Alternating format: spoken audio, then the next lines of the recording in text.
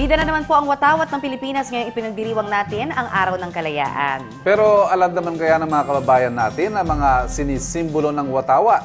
Alamin sa report na ito.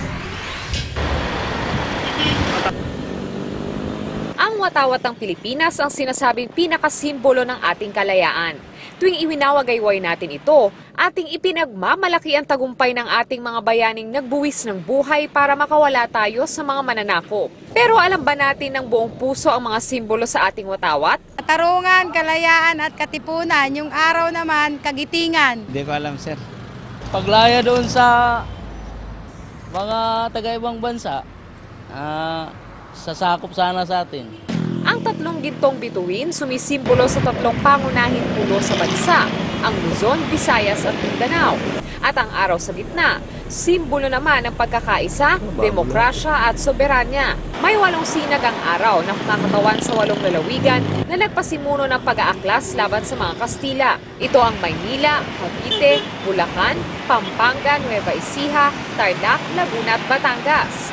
Alam nyo bang hindi sa Pilipinas tinahi ang orihinal nating watawat? Tinahi ito ni Marcela Agoncillo, may bahay ng unang Pilipinong diplomat na si Felipe Agoncillo sa Hong Kong. Noong May 28, 1898, iwinagayway ito sa kauna-unahang pagkakataon sa Imus, Cavite. At noong June 12, 1898, muli itong iwinagayway sa makasaysayang Aguinaldo Mansion sa Kawit, Cavite, kasabay ng pagdedeklara ng ating kalayaan. Sagrado kong ituring ang ating watawat. Katunayan, may batas pang ipinasa para magtakda ng mga alituntunin sa tamang pagbibigay galang sa ating watawat.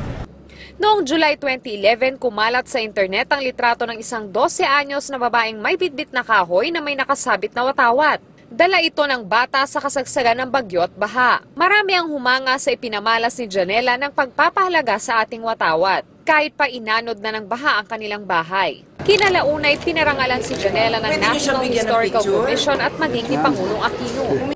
Maliit man na bagay, nagsisimula ang totoong kalayaan sa mismong pagpapahalaga nito. Para sa unang balita, Von Aquino reporting.